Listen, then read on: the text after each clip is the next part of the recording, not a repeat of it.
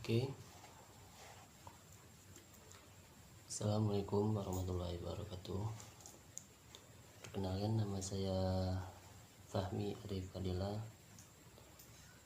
Prodi HTN Fakultas Syariah, NIM 19111500075.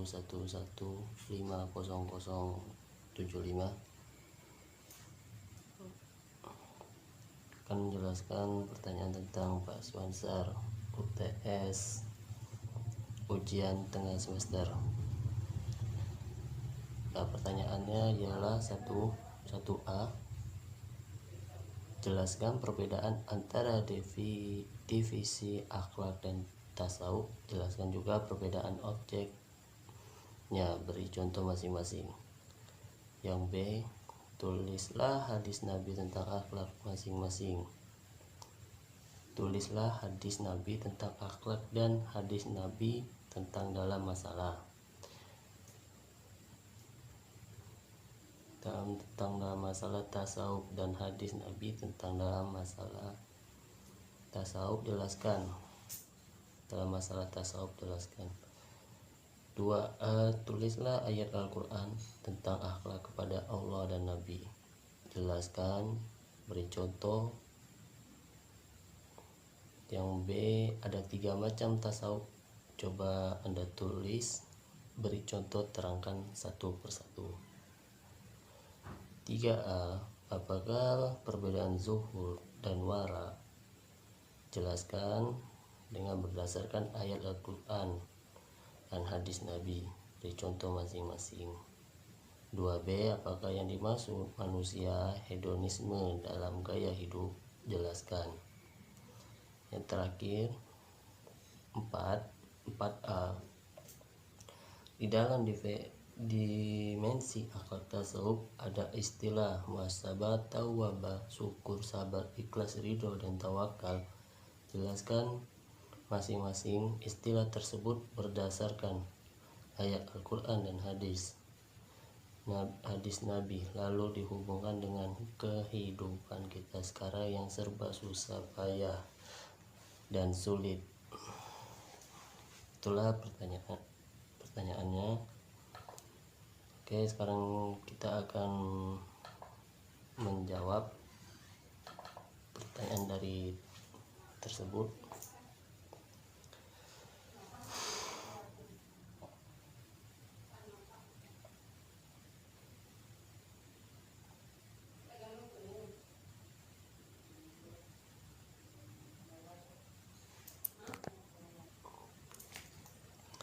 Ya, kita akan menjawab yang nomor 1A.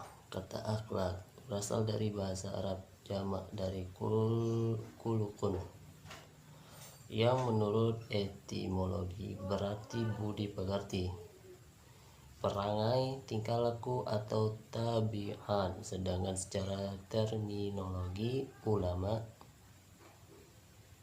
sepakat mengatakan bahwa akhlak adalah hal yang berhubungan dengan perilaku manusia.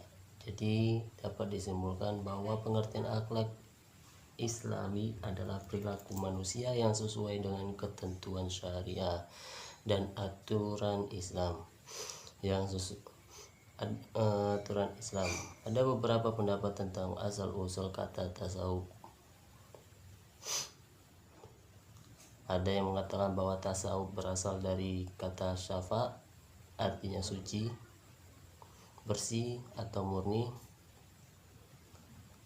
Karena memang jika dilihat dari segi niat maupun tujuan dari setiap tindakan dan ibadah kaum sufi, maka jelas bahwa semua itu dilakukan dengan niat suci untuk membersihkan jiwa dalam mengabdi kepada Allah SWT. Ada lagi yang mengatakan tasawuf berasal dari kata saf, artinya saf atau baris.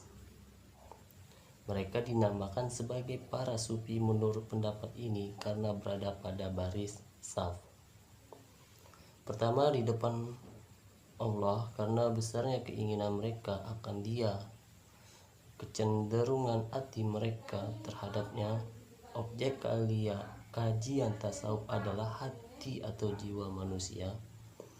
Pembahasan tidak secara fisik karena hal tersebut lebih banyak ke masalah fisiologi manusia atau biologi. Namun pembahasan tasawuf lebih banyak menekankan pada masalah jiwa manusia secara materi.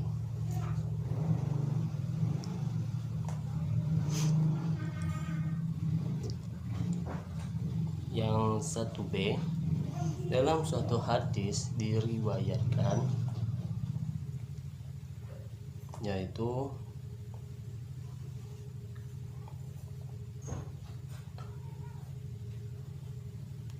mahu kanuniun wadih wa mahun najas wadih bainahuma nakhalat matstabiyah la yafham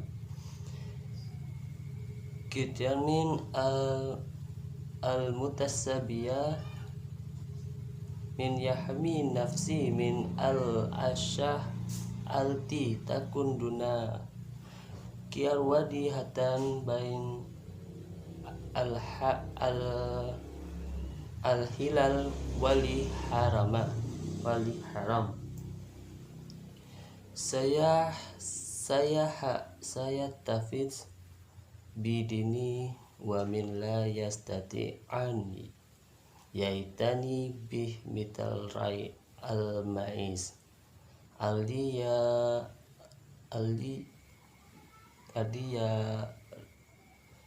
rifi haki wasi yumkin lil mais an lil maiz an yakul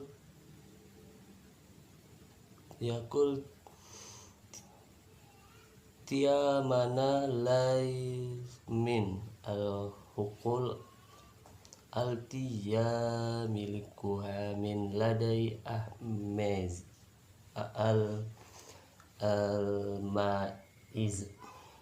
maiz tudkar malkia tudkar na fi jis al insan yujad jilatan damawiyatan ikdakan jaidana fiskan jidana lilakirin wa ikdakan sayyana fa in alakar sayya.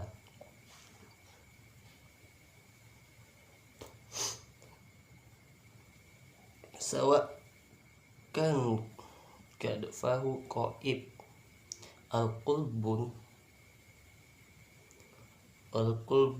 hida al-hadid ya dau akna maudu dirasat ala al-sawfiat hu qaib al-insan auruha al-munaqashahat laishat madiyatan li'naha tata'ilaq aktar bimuskilat iklim wazaif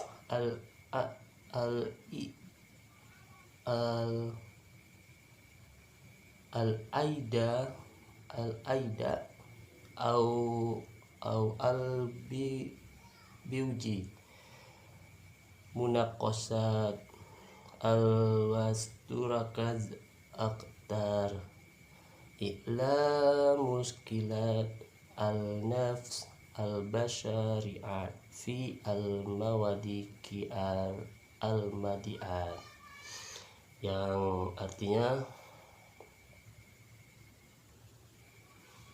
sesuatu yang halal adalah jelas dan yang haram adalah jelas, Di antara keduanya ada suatu perkara yang mutasyabihat. Tidak banyak manusia yang mengerti tentang hal yang mutasyabihat. Barang siapa yang menjaga diri dari hal-hal yang subhat, tidak jelas antara halal dan haram, maka akan terjaga agamanya. Dan barang siapa yang tidak dapat menjaganya, maka seperti pengembala kambing yang mengembala di ladang luas, yang di kemungkinan kambing tadi memakan makanan yang bukan berasal dari ladang milik yang mempunyai kambing tersebut.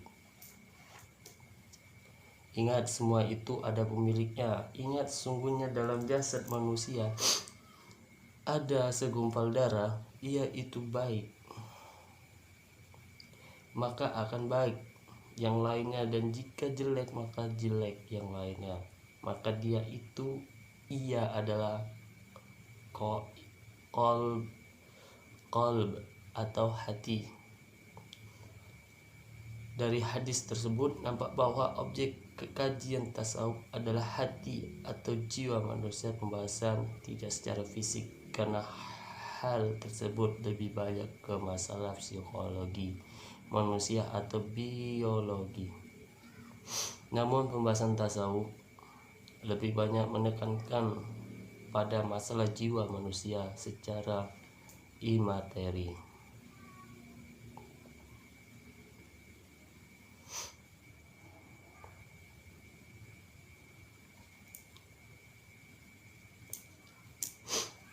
Dalam surah Al-Baqarah ayat 17,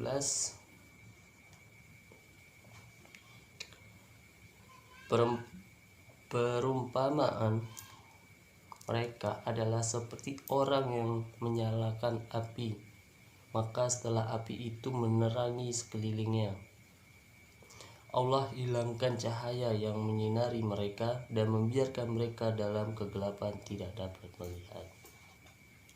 Contohnya, perumpamaan orang-orang munafik tersebut ketika mengumumkan bahwa mereka adalah orang Islam, yaitu seperti orang yang menyalakan api dalam dia manfaatkan dengan teman-temannya untuk penerangan. Ketika api itu telah menerangi mereka, api itu padam dan menjadi sekitar mereka gelap. Allah menghilangkan cahaya mereka dan meninggalkan mereka dalam keadaan saling bertengkar dalam gelapnya keraguan dan kemunafikan mereka. Mereka tidak mampu melihat jalan kebenaran dan tidak bisa mengetahui kebaikan daripada keburukan. 2b. Tasawuf falsafi. Contoh filosofi muslim yang terkenal membahas tentang Tuhan dengan menggunakan konsep-konsep Neo-Plotinus ialah Al-Kindi. Dalam filsafat emanasi Plotinus, roh memancar dari diri Tuhan dan akan kembali ke Tuhan. Tapi sama dengan Pythagoras, dia mendapatkan bahwa roh masuk dalam tubuh manusia juga kotor dan tak dapat lagi kembali ke Tuhan selama masih kotor. Ia akan tetap tinggal di bumi dan berusaha. Dari sinilah ditarik ke dalam tanah konsep tasawuf yang berkeyakinan dalam penciptaan alam semesta adalah pernyataan cinta kasih Tuhan yang direfleksikan dalam bentuk empirik atau sebagai mazahir dari asma Tuhan. Yaitu selanjutnya 3a.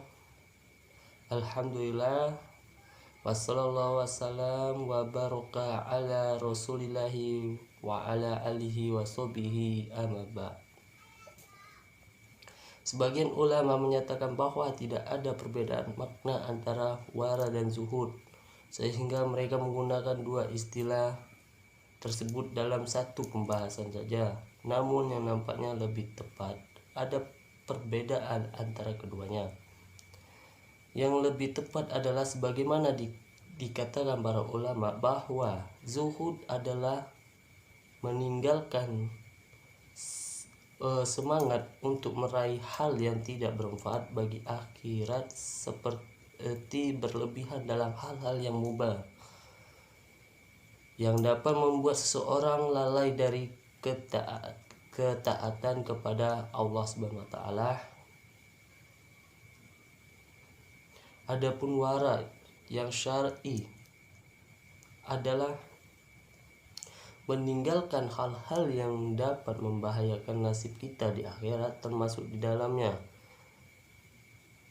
adalah meninggalkan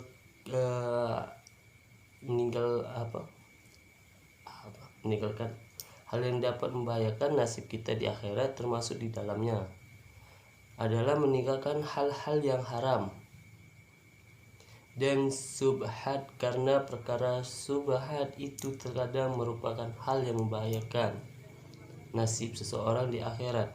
Namun perlu diketahui bahwa zuhud dan wara itu adalah sebuah tingkatan yang tidak dicapai oleh semua orang. Ibnul Qayyim dalam Al-Fawaid mengatakan, hati yang selalu terkait dengan syahwat tidak sah baginya zuhud dan wara.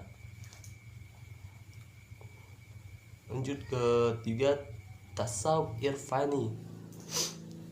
Contoh ucapan Al-Mishri, selagi kedua tangan dan haknya dibelenggu sambil dibawa ke hadapan penguasa dengan disaksikan oleh orang banyak, ia berkata, ini adalah salah satu pemberian Tuhan dan karunia-Nya. Semua perbuatan Tuhan merupakan nikmat kebaikan.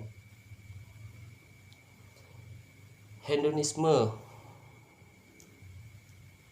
merupakan pandangan hidup yang menganggap bahwa tujuan hidup yang paling utama adalah kesenangan dan kenikmatan. Bagi para penganut faham ini, menjalani hidup sebebas-bebasnya demi memenuhi hawa nafsu yang tanpa batas. Dari golongan penganut paham ini adalah muncul nudisme, gaya hidup bertelanjang. Pandangan mereka terangkum dalam pandangan Epikurus yang menyatakan, bergembiralah engkau hari ini, puaskanlah nafsumu, karena besok engkau akan mati. Seiring berkembangnya kemajuan zaman, gaya hidup hedonis semakin merajalela, meracuni kalangan masyarakat, baik itu dari segi kaum muda sampai pada kaum tua. Hal itu dapat dicontohkan dengan menyebarnya tempat-tempat hiburan malam.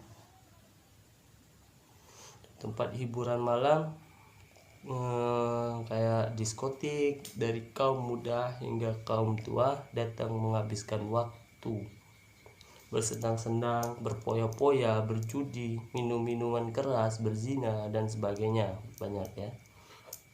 Selain itu, mereka juga menghamburkan uang untuk pergi ke pusat perbelanjaan untuk memuaskan segala keinginan hedonisme. Juga merubah gaya berpakaian bagi para paham yang menganutnya. Pada umumnya mereka berpakaian setengah telanjang, bahkan tidak malu-malu mengumbarkan aurat di depan umum. Sudah banyak sekali masyarakat di sekitar kita yang mengalami gaya hidup tersebut, bahkan mendapat dukungan dari lingkungan sekitar, khususnya di kota-kota besar. 3A, hedonisme berasal dari bahasa Yunani, yaitu hedonismeos, dengan kata kasar hedon. Kata hedon memiliki dari kesenangan, sedangkan hedonisme diartikan sebuah cara pandang yang menganggap bahwa orang akan menjadi bahagia dengan mencari kesenangan sebanyak mungkin. Kesenangan tersebut bisa didapatkan melalui berbagai cara, seperti penikmat hiburan, memiliki harta, kegiatan seksual, dan sebagainya. Banyak ya. Tasawuf akhlaki. Ketika mempelajari tasawuf, ternyata pula bahwa Al-Quran dan hadis mementingkan akhlak. Karena Al-Quran dan hadis mementingkan nilai-nilai kejujuran,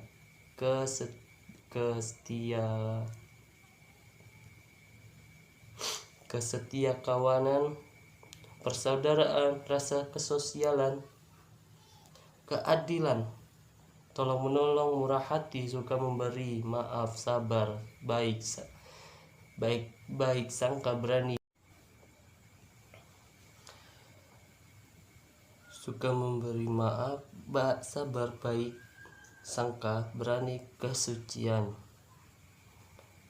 hemat, menepati janji, disiplin, mencintai ilmu dan berpikiran luas. Nilai serupa ini harus dimiliki oleh seseorang muslim dan dimasukkan di dalamnya dirinya semasa ia kecil. Dalam tasawuf diketahui masalah ibadah seperti sholat, puasa, zakat, haji, zikir, dan lain-lainnya. Semua itu dilakukan dalam rangka mendekatkan diri kepada Allah SWT, dan ibadah tersebut berhubungan dengan akhlak. Ibadah di dalam Al-Quran dikaitkan dengan takwa, dan takwa berarti melaksanakan perintah Tuhan dan meninggalkan larangan Tuhan. Lanjut 4a, muhasabah. Seperti hadis riwayat Imam At-Tirmidzi, orang pandai adalah orang menghisap atau mengevaluasi dirinya sendiri serta beramal untuk kehidupan sesudah kematian. Sedangkan orang yang lemah adalah orang yang dirinya mengikuti bawah nafsunya serta berangan-angan terhadap Allah SWT. Dari hadis tersebut menjelaskan bahwa urgensi muhasabah atau evaluasi diri dalam menjalani kehidupan itu penting dilakukan oleh setiap orang. Namun secara luasnya, muhasabah diri tentu dapat menjadi petunjuk bagi hal di luar diri sendiri seperti kegiatan dan pekerjaan yang dijalani. Muhasabah dapat menunjukkan apa saja kesalahan yang dibuat seseorang sehingga bisa terjadi sebuah kegagalan. Tentu dari kegagalan itulah seseorang bisa bangkit dan kembali memperbaiki langkahnya agar tidak gagal kembali. Setelah itu seseorang muslim akan menemukan strategi baru dalam berdakwah dan melakukan kegiatannya dalam berbuat baik. Jadi jangan lelah untuk bermuhasabah dan mengoreksi diri kesalahan. Ya, baiklah, itu pertanyaan dari saya untuk akhlak tasawuf, dosen pembimbing mata kuliah akhlak tasawuf yaitu Pak Swansar. Ya, terima kasih dan wassalamualaikum warahmatullahi wabarakatuh.